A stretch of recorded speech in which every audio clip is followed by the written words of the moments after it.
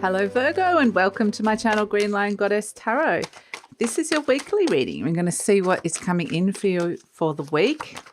I don't know about your part of the world, but it's really, really hot here today. So I'm going to keep these pretty simple. I'm going to do them like my daily readings, and I'll put the cards up on the screen for you. So let's see what's coming in for Virgo. What's the story of the week for Virgo? Ooh, the Lovers. Okay, big choice ahead, potentially with soulmate energy. Not sure about it. Weighing up the options with the Two of Pentacles. Nine of Pentacles. Okay, interesting. You might kind of want to make this one on your own. Some of you might be deciding that you want to spend a bit of time to yourself. Three of Pentacles. And the Death card. Wow, okay. Interesting. It's interesting because, and the Seven of Cups, looking at choices. It's interesting as well because I think Capricorn got a very sort of similar style reading in that it felt like you were doing all this everyday thing. You caught up in like your everyday activities. And then it was like, you know, just thinking it was just mundane stuff that you were doing. But then we have the Death card coming in, which is like, but there is this bigger picture energy. They wanted to take you out of like the mundane into taking a step back. Sorry, taking a step back is what I'm trying to say.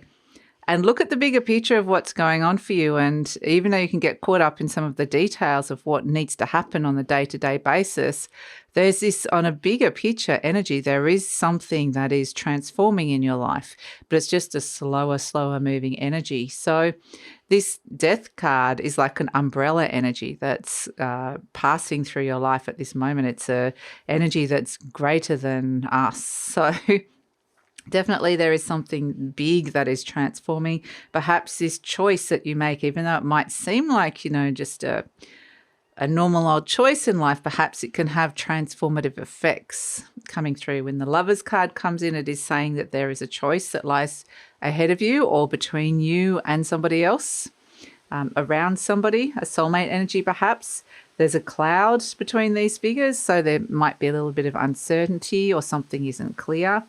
But in the higher spiritual realms that we go up above, like the everyday mundane life, we can see the angel there and the sun is shining. So the sun is shining down. There is clarity in those higher realms.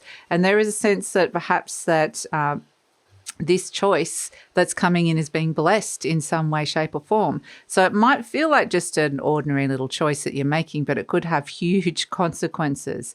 The fact that it's like, oh, little old me. And then it's like, yeah, but that's leading to the Death card, which is, you know, this major birth, death, rebirth kind of energy. There's a big ending, but a big transformation that's occurring here. So, yeah, I mean, the Two of Pentacles next to it, this is where you're kind of weighing up the options, perhaps feeling a little bit ambivalent. I mean, perhaps your energy is being stretched between having to consider somebody else or wanting to consider somebody else, plus also your own needs. That's the Nine of Pentacles in the center. This is me happy in my own skin.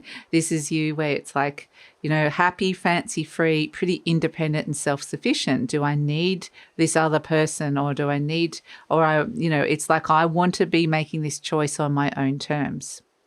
And so it's the Nine of Pentacles can be if you're single, you're just happily single as well. So if you're with somebody and you're not sure about it, this could be like, I'm trying to work out whether I just want to be single or not. That could be something that comes through with it.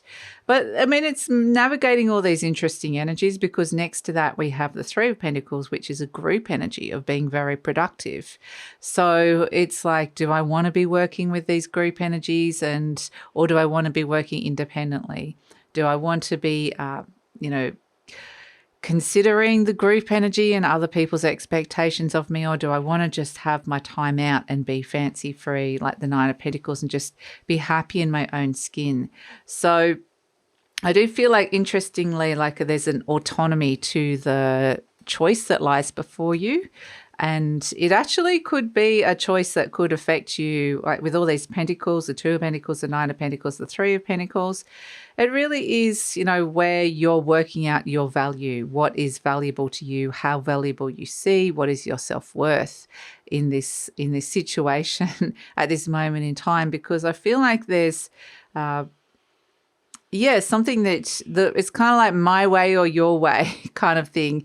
But it's also a sense of seeing that the way that you think things should be done and organized and how they should be working and flowing is actually very, very valuable. You've got these gifts that can be offered to a situation. And it's like, well, how am I going to kind of put myself in that situation where I'm feeling really valued and my gifts are being utilized and I'm being useful in some way, shape, or form. And so it's very much a sense of you stretching yourself too thin. That's another thing that can come through with the Two of Pentacles. Am I giving too much to a group situation and not enough to myself? So that's something that could come through with this. But either way, the Seven of Cups is interestingly looking at options that are presenting options and choices. And there's one really big choice. And in both the Seven of Cups and the Lovers, we can see the cloud. The choice is clouded at this moment in time. Your energy is stretched. There's something unbalanced about it, or you're weighing up or feeling ambivalent about it. And this is where the Nine of Pentacles is. This really needs to be your choice, I would say.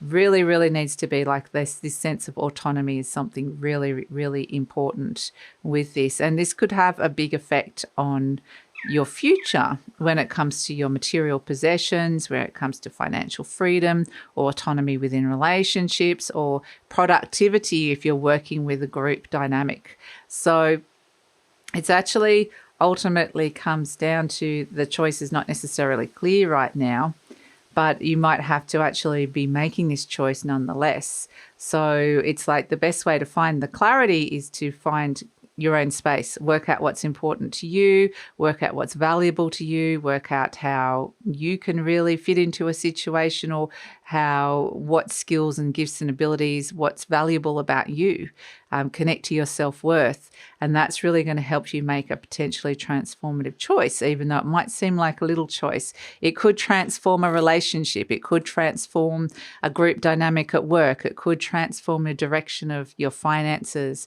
It could, definitely the material realm, there's something that's coming in here around that. So I do feel like a big choice looms for you, Virgo, but it really is coming down to connecting to your own value, your own self-worth, and making this choice independently, despite the fact that you're considering other people within this. So let's pull a message from the Ascended Masters. A message from the Ascended Masters. And I do feel like with the Lovers and the Death card that we can see the sun. There is a new dawn in the Death card as well. The sun is starting to rise, or is it setting? It can be either or. But we have this sense of let it go is the message that's coming in here. I like how I'm kind of getting the connection between the sun, between the two major arcanas here, the Death card and the Lovers. The fact that the sun is shining down on this choice and decision, or on this relationship that's here. And that there's a sense that there's a new dawn coming in after a major ending or transformation that's coming through here. So this sun is really the sunshine, and what's been illuminated to you and what's being revitalized in your life is something really, really important. And so perhaps the choice is to let it go. You're looking at a whole heap of different choices and options, but there's something here that the universe is giving you a message to let it go, whatever might be, however that plays out with this choice. So let it go is the message from Kuan Yin.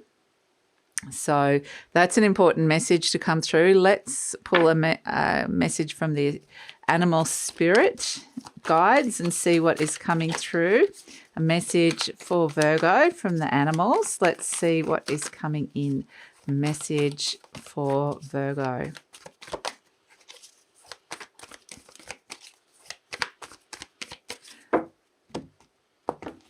So what they keep showing me is that the choice that's being made here is bigger than the sum of everybody's parts. If that makes any sense. Oh, yes, the Phoenix, absolutely.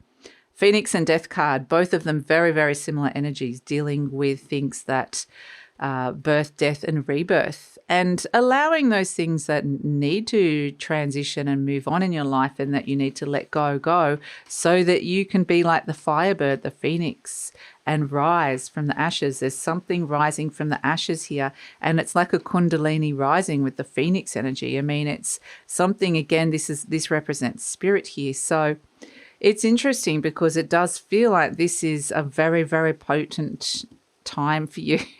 Very, very potent choice. And it really is about honoring yourself, because something is about to rise up within you and transform, which is actually really beautiful, or a situation or relationship that you're finding your wings with it again, which is really fantastic. So absolutely, this energy of transformation, let it go and something will transform. That is the message for the week, Virgo. So that's it. Please like, subscribe, share, leave a comment. Love to read your comments. And if you're interested in my personalized services, the link for that is in the description box below. And take care, Virgo.